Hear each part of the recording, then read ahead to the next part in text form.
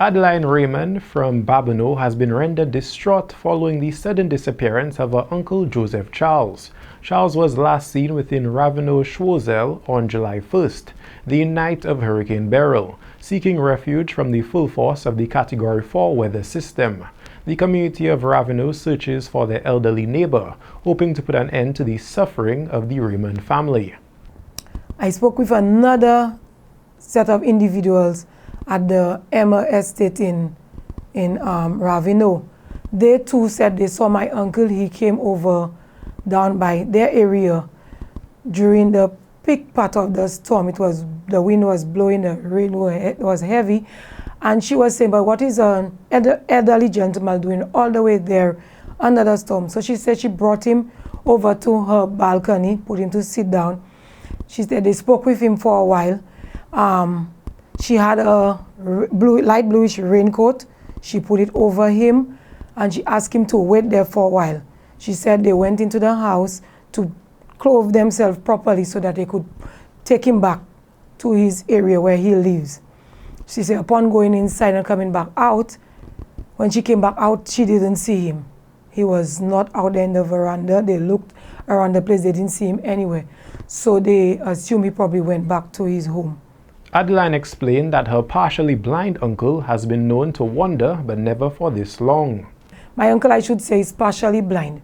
He's more on the blind side than he's seeing. So he would not really, he could probably see shapes and forms, but he cannot really identify people, I should say. If he hears your voice, he will know, well, that's you. You're there. If you tell him that's so and so, he'll know that's you. But he cannot see properly. So sometimes on going to his home, he would probably lose his way. The neighbors know that and they would usually look out for him. If one time I think he went past his house and into the bushes, the neighbors went and they went to look for him. They brought it back to the house. Raymond underscored how fearful her uncle is of storms and hurricanes, which may have contributed to his sudden disappearance.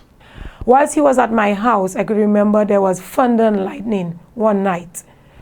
And he started misbehaving and he was taking the cushions and from the sofa, and he had a mattress he was lying on and everything. He's trying to cover himself with those items and he was trying to fit himself under the table and everything. He came into the bedrooms and it's like he was looking for some place to seek refuge from the thunder and lightning because he's so terrified. And he has told me that a very long time ago that he's very afraid of thunder and lightning and storm and everything like that. That's why I took the time to call him the Sunday. I spoke with him through the neighbor's phone, everything, the Sunday before the storm.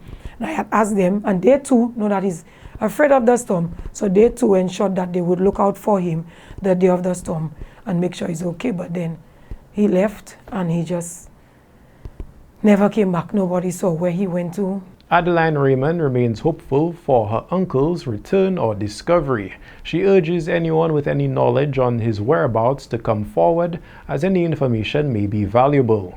For Choice News Now, this is Obi Offor reporting.